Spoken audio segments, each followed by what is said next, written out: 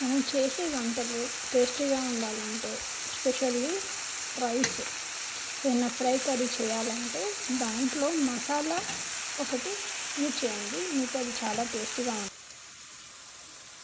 ఆ మసాలా ఏంటంటే ధనియాలు, జీలకర్ర అండ్ నువ్వులు.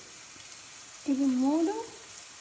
ఇది 2 కప్స్ అయితే ఇది 1/2 కప్పు, ఇది 1/2 కప్పు మీరు యాడ్ చేసేసుకొని దాన్ని పౌడర్ చేసుకొని, ఈ పౌడర్ ఏంటది, నువ్వులు, ధనియాలు, జీలకర్ర, ఇది పౌడర్ చేసుకొని ఈ పౌడర్ని మనము ఏ ఫ్రైస్లోనైనా యాడ్ చేసుకుంటే